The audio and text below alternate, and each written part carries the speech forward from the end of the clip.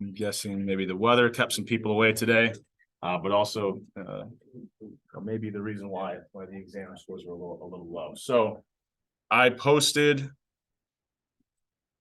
Here we go. But actually, also before I forget, my office hours, they have a meeting at 3. Shouldn't only last for 30 minutes. So I'll be there from 2 to 4, 2 to 3, and then 3:30 to 4:30. Okay. I also posted kind of your score in the second exam. This afternoon, I will get the answer key as well as a form of the exam up on Canvas, so you can kind of go through, figure out which ones you got wrong from your Scantron. This grade, so what I essentially did was for every question you got wrong, instead of taking off the full 5 points, I only took off 60% of the points, right? So that kind of gave a little bit of a shift to the distribution. So this nice normal distribution centered right around, was somewhere in between like a 73 or 72, I think. The sections were a little bit different, but centered close to kind of somewhere in the range of 70 to 75. And if you got a perfect score on the exam, just to be fair, you wouldn't have had any kind of shift to your grade. I just kind of gave you the minimum of 5 points, right? That's like kind of the minimum shift in everyone's grade. From there on, it was just kind of, you only lost 60% of the points instead of all of them. Okay. So that's your exam score with the curve reflected in it. This afternoon, what I'm going to do to get grades updated, I just have to do it off of Canvas and then upload it, is currently you only have this one exam counting for 25% of your grade. I will kind of keep those 2 exam scores up on Canvas. I'll just have them in this current assignments box, which doesn't count for anything. I'll then upload what looks like kind of new assignments or new exams. It'll just be your highest and lowest exam score, weighted 20 and 25%. Okay. Other than that, let me think if there's anything I also want to say about the exam. Any questions coming from me or anything related to that exam? Get those, like I said, I'll get my grades updated this afternoon, get those files for the exam posted. I didn't want to post, I posted them this morning, I didn't want to put up yesterday. Before we kind of put up the same day so we can talk about it a little bit. Like I said, overall after the curve, the average is just kind of right around between a 70 and 75. Which is generally that second exam is a little bit lower. So generally the final, and obviously for any one person, this could not be true, but generally the average on the final is a little bit higher, right, in the second exam. So this is usually the toughest one. I also want to make a comment. I also graded that third Excel assignment, so that should be factored into your grade now. So I left some comments in some people's submissions, but when you're doing those Excel assignments, you should be using Excel functions. Right? If I can't see any functions in the cell, right, and you get it wrong, I can't give you any partial credit. I don't know where you went wrong. I don't know how many things you got wrong. Also, if I just see numbers and I can tell that, like, yeah, this was worked through, but I just see numbers and no formulas, what do you think I might question?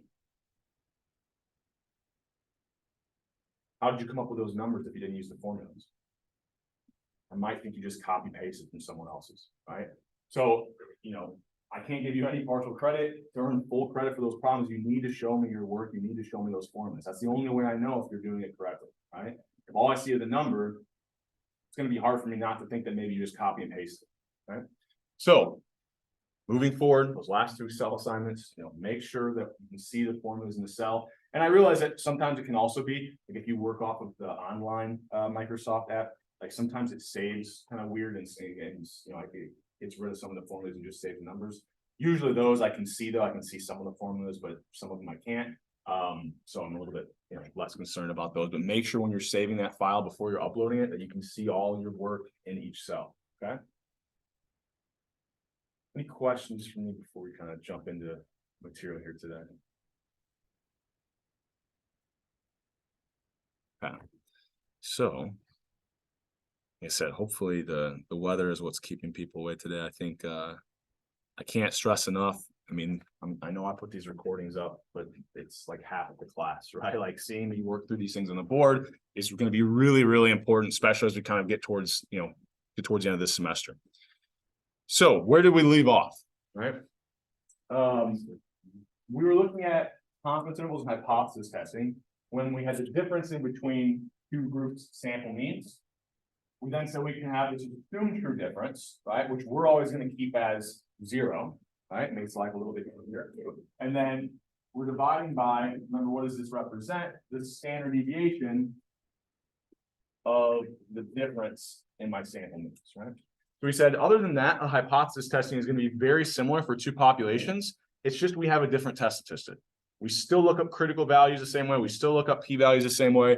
And we didn't get a whole lot of kind of explain critical values on Monday. So we'll actually be looking those up here today.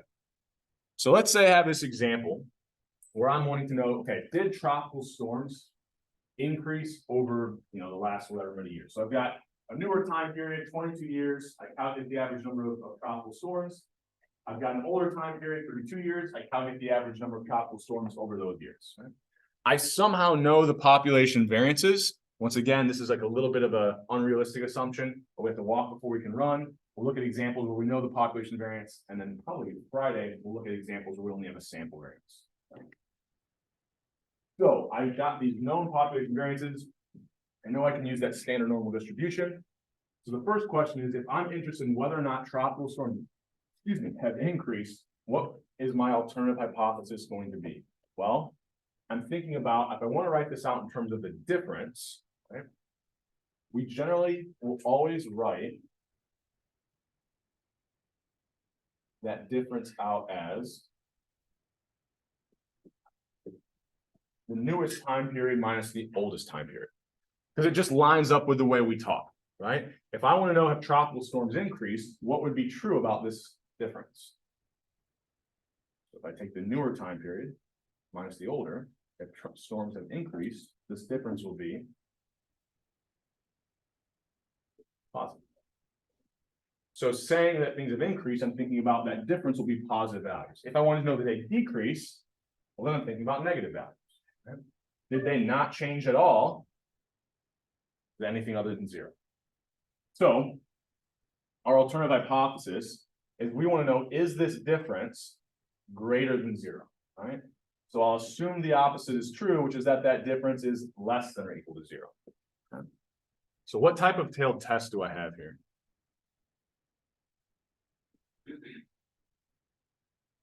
Right tail test, right? I've got a greater than sign in my alternative hypothesis, which means I have a right tailed test.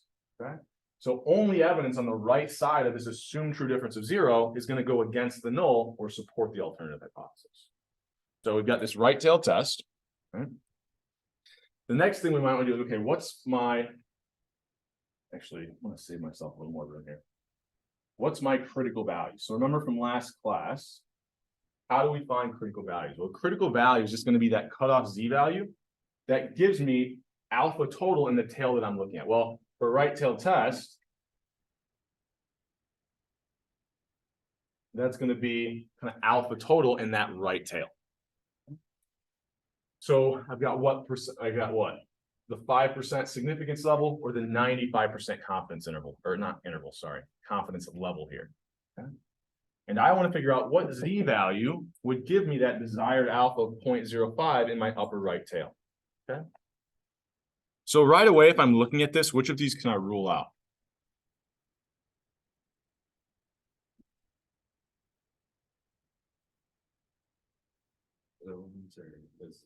So let's think about my standard normal distribution is centered around what value? The whole point of a standard normal distribution is that that had a mean of 0 and a variance of 1. Right? So my standard normal distribution, it's true about my student t-distribution as well, is centered around 0. So if I'm looking at the right-hand side, what should be true about my critical values? Yeah, they're going to be positive values. So for a right-tailed test, our critical value should always be positive. If I had a left-tailed test, let's say I wanted like 0.05 in my left tail, well, then my critical value is going to be negative, right? Now, if I want 0.05, it's going to be the same value. It's just that for a right-tailed test, it'll be that value but positive. Left-tailed test, that value but negative. Okay? Don't have a left-tailed test though, so I have a right-tailed test. Problem is, if I go to my z-tables, I need to look up to find what this z value is. I would need to look up the area to the left. So I would actually need to look up 0.95. Now that's one way I could do it. The other way I could do this is, well, remember, if I instead just looked up that alpha value of 0.05, I'm going to find the exact same number of standard deviations or the exact same z value. It's just that it would be negative, and then I can remember, oh yeah, I've got a right-tailed test. It's going to be that value, but positive. Right? So I'll show you both ways of using that z table. So we could have just looked up what 0.95, closest values are right here. So 1.64 and 1.65. We'll use the higher of the two. So 1.65 would be our critical value. It's a right-tailed test, so our rejection region is the area to the right. Okay. Now, if I instead had just looked up alpha of 0.05, right, negative 1.6, keep going up here, 4 and negative 1.65. So if I just look up alpha, I would have found negative 1.65. Oh, but I'm not looking at a left-tailed test. I'm just doing that because it's a symmetric distribution. So if there's 0.05 to the left of negative 1.65, there would be 0.05 to the right of positive 1.65. Either way is fine, right? Whatever way makes the most sense to you, it's probably the way you should use to look up these critical values. But for us, the end result is we've got this critical value of positive 1.65. Okay. Any questions on that before we keep moving? All right.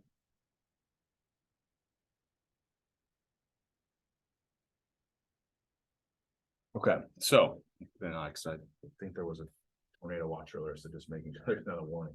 So we got this right-tailed test, right? Another way we could have looked up that critical value, and I don't want to confuse anyone here, but it's actually kind of easier than what we're doing. So let's say I wanted 0.05 in this upper right tail. So I know the area I want in my tail is 0.05. If I look at my t-tables, well, I shouldn't be using the student t-distribution because I know the population variance. But remember, the last row gave me those z, like the standard normal values. So if I wanted 0.05 in my tail and go down to this last row of the t-table, it's going to give me what I would find from the standard normal distribution. And it's a little bit more precise. So instead of being in between 1.64, 1.65, taking the higher of the two, we can actually say out to the third decimal, it's 1.645. Okay.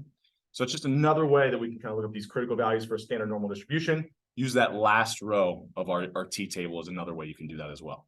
Okay. So it's the next step, right? So the next step is we're going to have to calculate kind of our test statistic. Okay?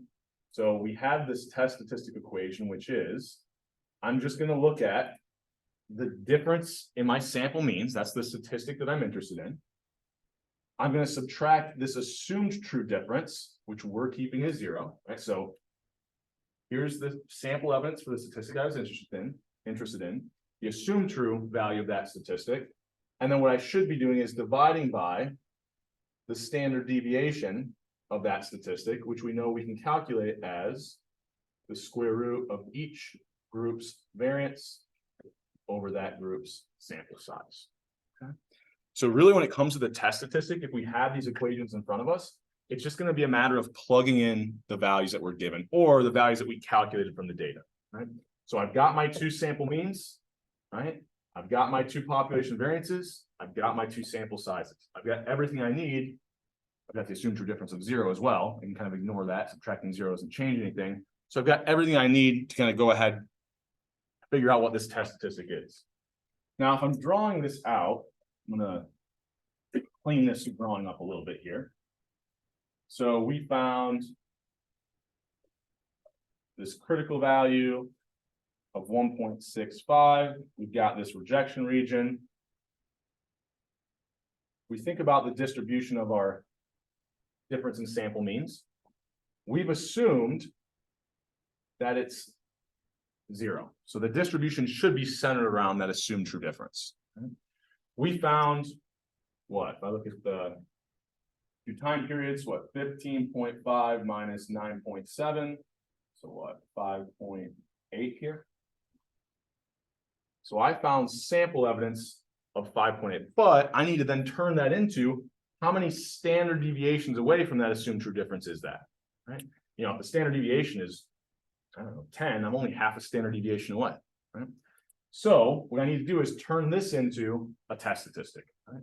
So their sample difference I found was 5.8. I turn that into a test statistic using my new test, Z statistic equation. Oops, sorry. So if I plug everything in, I should get 4.9. So once again, assumed true difference is always going to be 0. That part's easy. The rest of it's just plugging in the values that you were getting. So if I've got a test statistic of 4.9, that's going to be somewhere way out here, right? Very clearly in my rejection region. Now, if I had found a test statistic that was, I don't know, 1.2, well, then it's not in my rejection region. I would fail to reject the null there. But we found something that's very, very far, almost 5 standard deviations above that assumed true difference of 0. Remember that interpretation of our Z statistic, it's still a Z score. So it's the number of standard deviations away, not from the true mean or the true difference now, but from the assumed true difference. Any questions on this before we keep moving? Yeah. 9.7 in the square root be instead 7.8. Probably. Let me see. Thank you for pointing that out. Yeah, this should be the second group's variance, which was 7.8. Yep, thank you. Any other questions before we keep moving here? Okay, so that's how I would use the critical value approach. We'll I don't have this in the slides. Also, what if I wanted to use the p-value approach here? Well, remember, the p-value is just the probability that I saw sample evidence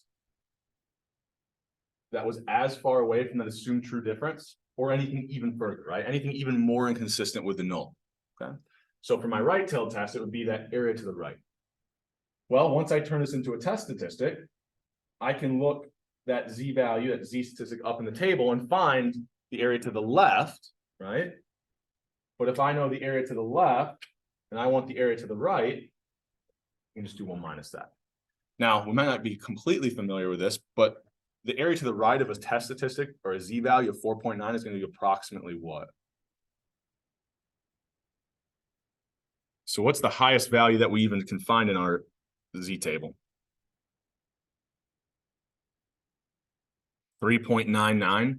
The area to the left of 3.99 is approximately 1, which means the area to the left of 4.9 is going to be even more approximately 1, right?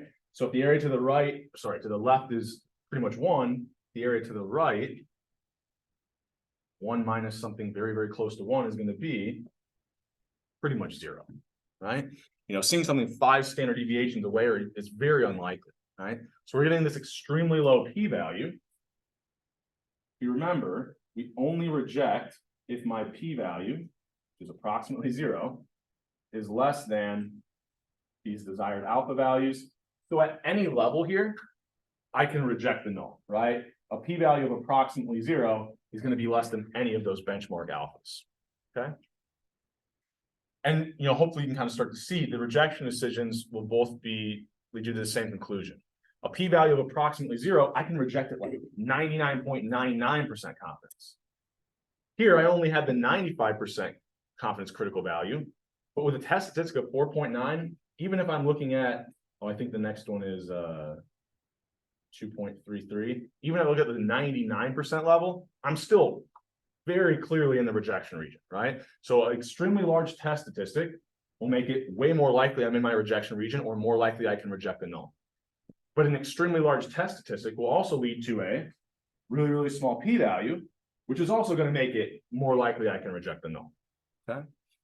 So those two things are always going to lead you to the same decision. It's kind of just 2 different sides of the same coin, right? Either compare the x-axis values or compare those areas in the tail, or kind of can think about those as like my y-axis values. Okay?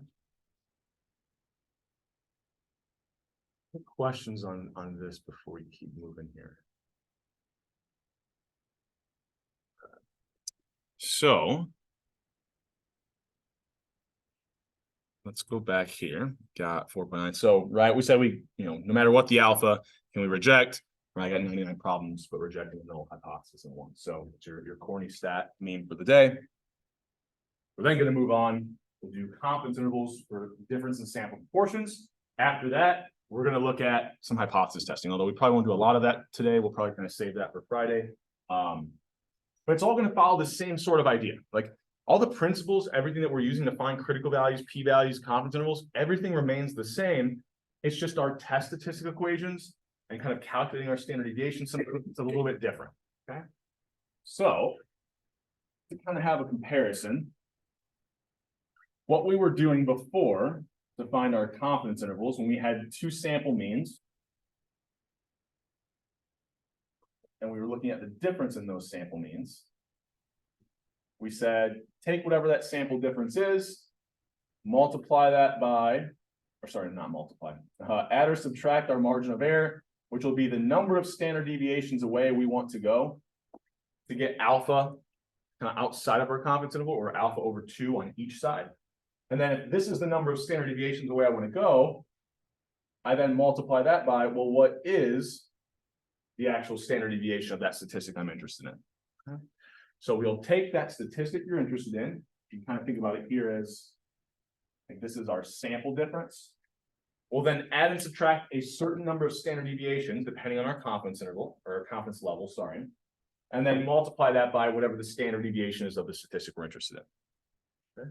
So let's see if we can kind of piece this together for the sample proportion. Well, the first thing, hopefully it's kind of easy to think about. Well, if I'm looking at the difference in sample proportion, or I'm interested in the difference in the true population proportion, all I have is the best guess is what I see from these two samples, right?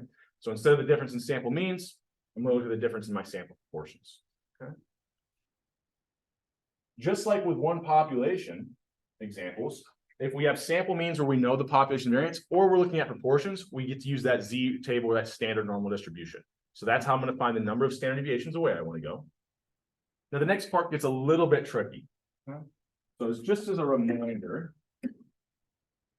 when we had one population examples, we said this is how we would find the standard deviation of our sample proportions when we're doing things like building confidence intervals. Okay, because we don't know the true population proportion, all we can use is that sample portion as our best guess. So just like with our sample means, if I then want, and actually here, sorry, this was the variance, not the standard deviation. If I then want the variance for the difference in my sample proportions, just like with my sample means, I'll take the variance of each group sample statistic and add them together. So the first group's variance would be what? P1 hat times 1 minus P1 hat divided by the sample size I took from that group. I'll then have the second group sample proportion times 1 minus that over the sample size I took from that group. But remember, what we want here is our standard deviation for that difference. Well, if this is going to be my variance, I just take the square root to get that standard deviation. Now I plug this up into here, and that's going to be my confidence interval equation. So based off what we know about our two samples variances, right? We just add those together and take the square root to get that standard deviation. Now, in practice, we just have to use our sample values because that's the best guess that we have. Okay, so we're going to end up with a confidence interval that looks like this. Okay. Well, hopefully you can see, I mean, there's a lot of parallels between what we're doing. It's just a little bit different to calculate that standard deviation. Okay. Any questions on that before we keep moving?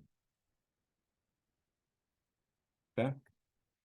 So here's our generalized steps, right? Gonna be pretty similar, just twice as many moving parts as when we had one population examples. So let's kind of go through this example together. So the first one, I moved them out of order because I somehow deleted the answers to this and I was going to use that as an anchor question. So we'll go through this one first, then I'm going to give you guys an opportunity to kind of work on one. Okay. So, oops, I should probably write this up here so that we actually have this all in one line as I go through and work through this example. So let's say I've got two different time periods. And I'm looking at this survey of whether or not people thought healthcare cover, or sorry, whether they had favorable or unfavorable views of the Affordable Health Care Act. So I find that in 2011, 51% of people had an unfavorable view. 2010, 48%. I've got two different sample sizes from each of these years, and I want to build a 99% confidence interval. Okay, so if I'm thinking about building this confidence interval, I can't use the percentages. I have to use kind of the decimal form, right? The proportion of people who had unfavorable views. So I always do newest time period minus the older time period. So that's what I'm going to base my confidence interval around. So my confidence interval for this true difference should be centered around 0.03. I'm then going to go a certain number of standard deviations away. We'll kind of do that step last. But really, once I have this formula in front of me, the rest of this is just plugging in the values that I was given. I only need each group's sample proportion and each group's sample size. I plug those values in my equation. Really, the only step I have left is to look up that z value. Okay? What I'm doing with that z value is I'm trying to find, okay, what value here would give me a total of alpha in the tails. So here, if I want the 99% confidence level, what's alpha? 0.01. So alpha total is in my tails, which means I have half of alpha in each tail. So the area that's in each tail is actually 0.005. What I can then do is go to my z table, look up 0.005 here. Looks like I'm in between these values. So negative 2.57, negative 2.58. The number of standard deviations away, I need to go to the left and then to the right in my upper and lower bound is going to be 2.58 standard deviations, right? The negative one would give me my lower bound. The positive value would give me my upper bound. Okay.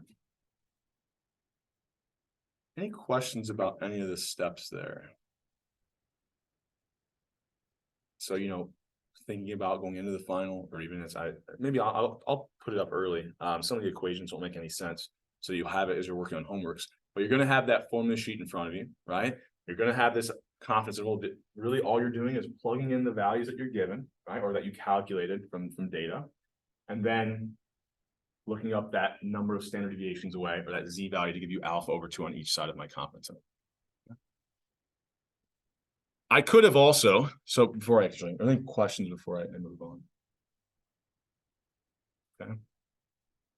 I could have also used the t-table and cheated. Not cheated, but just made it was a little shortcut, right? So the area that I wanted on each tail was 0.005.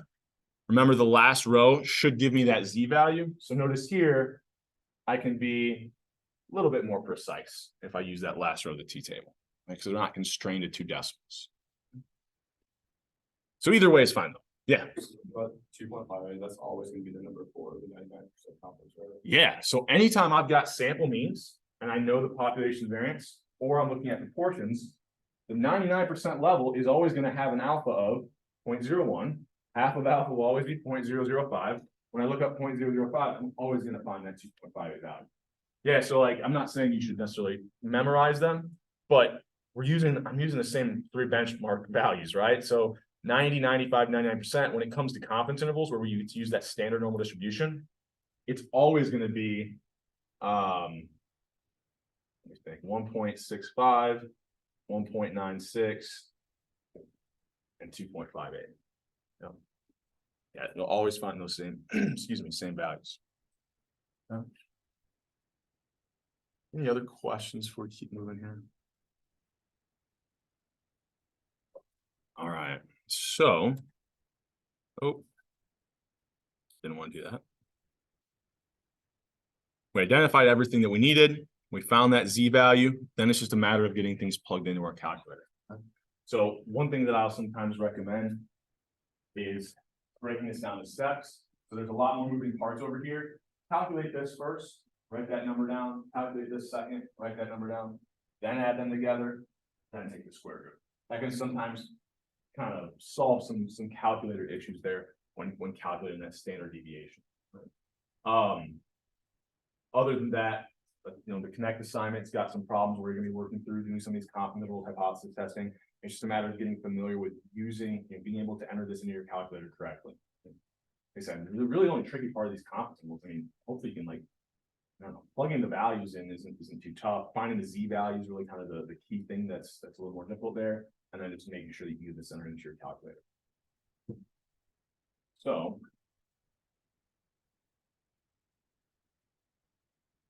I've got this confidence interval that goes from negative 0.04 to 0.1. Right? So can I say whether or not views have increased or decreased over these two time periods? Well, remember, my confidence interval is the possible values for this true difference between 2011, 2010 views of the Affordable Health Care Act. If it became more unfavorable, so that proportion went up, maybe that difference is positive. If it became less unfavorable, that proportion went down, I could also see negative values for that difference. So if I've got positive and negative values in my confidence interval, can I say that this has become even more or less favorable or unfavorable? No, could be either one. In fact, one of the possible values here is 0, right? So the true difference could be 0, which would imply, right, if the difference is 0, these would have to be exactly the same. So even with pretty large sample sizes, it's really difficult with these sample proportion examples to make statements of, have we seen the proportion increase or decrease, right? Because we're dealing with really, really small kind of values. So finding a sample difference of 0.03, that's pretty close to 0. It's pretty likely my confidence interval is going to cross over that point of 0. Okay. Questions on that idea? So I'm going to give you guys a little bit of time to work on this one. Oops. So very, very similar setup, right? Like I said, I just want you to get a little bit of practice kind of working through these. I think that's important. So we've got instead of the Affordable Health Care Act, it's whether or not they thought healthcare coverage should be for everyone. 84% in 2011, 82% in 2010. I want to build a 99% confidence interval, the same level we were building before. So you might be able to reuse some things and make this, go a little bit quicker, right? And then you've still got the same sample size. It was the same survey, right? So should be very, very similar to the previous example that we just worked through, just some different values. So I'll give you guys a couple minutes to work on that and talk to people around you, and then we'll kind of come together and talk about it.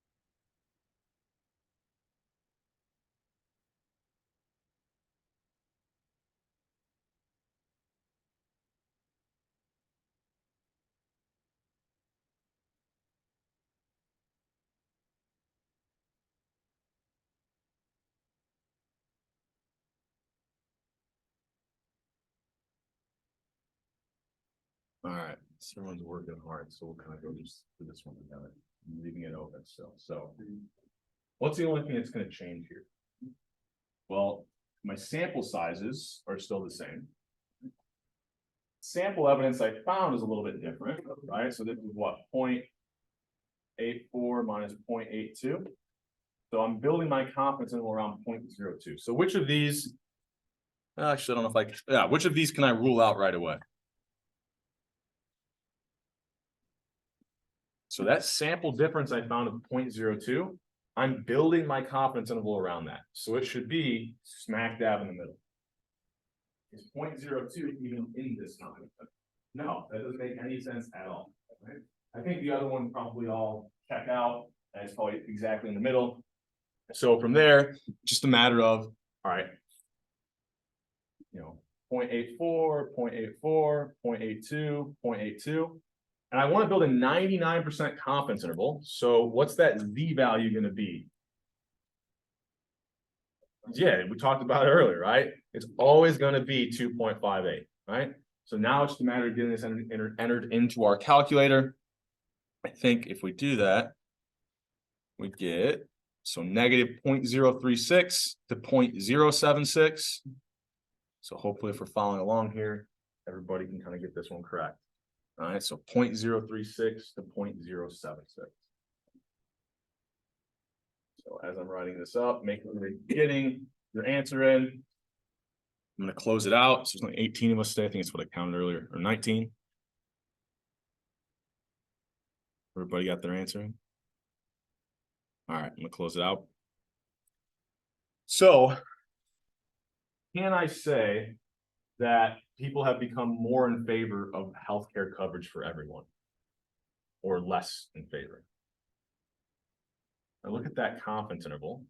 So it's the true difference. So like this, you think about this, the true change in the proportions.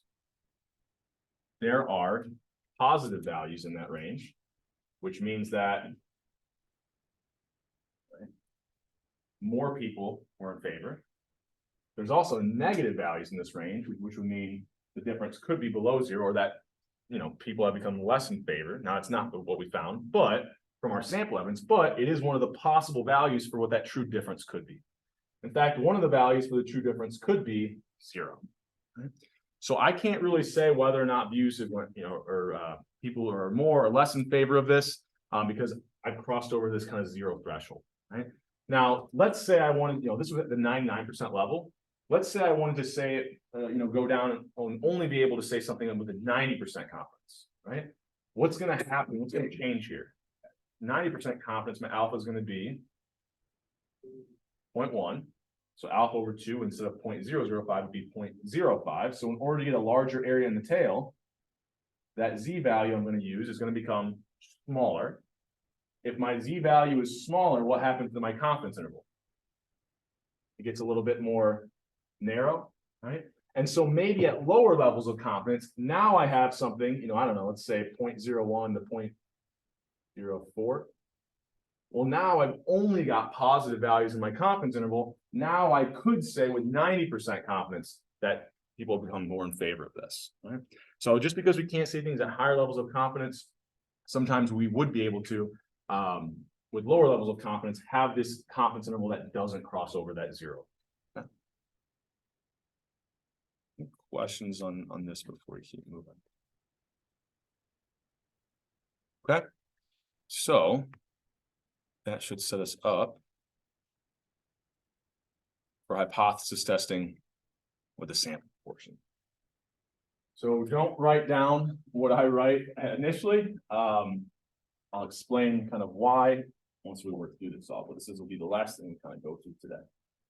So if I think about when I was calculating my test statistic or my Z value, when I was looking at the difference in sample means, we said, all right, take that sample evidence or that sample difference you found, subtract the assumed true difference, right? And then divide by the standard deviation of that statistic you're interested in. Okay. So if we try to piece this together, and even though we haven't seen it yet, if I'm gonna do this for the difference in sample proportions, well, instead of the difference in sample means, I'm gonna be trying to turn that difference in sample proportions into a z-value. I'm still gonna be subtracting the assumed true difference, which we're keeping as kind of 0, right? So I'm always gonna use this 0 value. And then we should be dividing by the standard deviation of that statistic we're interested in. So it would probably, we might think that it looks something like this, right?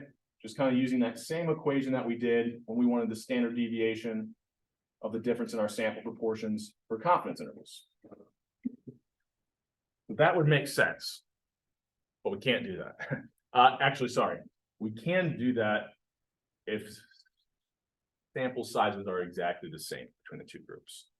But more often than not, that's not going to be true. And because we have this assumed true difference, it could be, right? If I assume the difference is 0, it could be that both groups had 0.48 as their sample proportion. It could also be that both groups had 0.76, right? So I don't really know like what the true proportions are of these groups if I'm just assuming it's equal to 0. So what we're going to do is we're just going to take a weighted average of our two sample proportions and kind of use that as what we assume that proportion is, because we're assuming the difference is 0. But in order to calculate the standard deviation, we need kind of this assumed true value for what that those values would actually be. Now, are they 0.76? Are they 0.48? So by taking a weighted average of the two sample proportions, this kind of solves this issue for us, but it makes it a little bit more complicated. So we're going to have that numerator that makes sense. That's what we thought. But to calculate the standard deviation of the difference in our proportions, we're going to first need to find this weighted average P bar. Right? So all we're doing in calculating P bar is essentially taking, well, the number of people in group 1 times the proportion of people in group 1, say, who had favorable views. Well, this is everybody in group 1 who had the number of people who had favorable views. Everybody in group 2, all right, the number of people in group 2 times the proportion of people who had favorable views. This is the number of people who had favorable views in group 2. And then dividing both of those by the total number of people in both groups, all I'm really doing there is kind of creating this weighted average. The weighted average between the two group sample proportions, I'm then going to use that down here as my P bar. And then I'm going to multiply that by the sum of 1 over each sample size. So that's kind of where this is coming from. All right. So there's a mathematical proof that shows why we can't use just this, and we actually have to do this kind of weighted average thing. We're not going to kind of go through it. For the sake of what you need to just know that this P bar is kind of giving you this weighted average between the two proportions. We're then going to use that when we do hypothesis testing with assumed true difference of 0. Okay. Any questions on that? So our steps, are going to look exactly the same as what we did before. When we're looking at two different, group sample means, we're looking at the difference, and we knew the population variances. Everything's going to be exactly the same. We're going to look at critical values the same way. For right-tailed test, critical values are positive. For left-tailed test, critical values are negative. Two-tailed test, we're going to have a pair of critical values, right? And we'll kind of work through some examples like that next class. We would look up p-values the exact same way.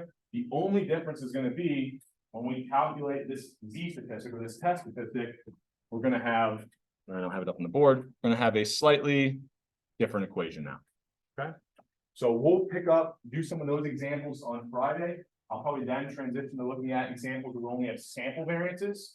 And then I might get an Excel assignment post. I don't know if I said this. I don't think I to you guys yet. I'll probably get an Excel assignment posted up before we meet on Friday. We haven't really done any of it. We'll kind of start with some Excel probably next Monday. We can start chipping away at that. I just want to get it up there early. In fact, based off what I showed you with one population examples in Excel, you might be able to kind of guess your way through it.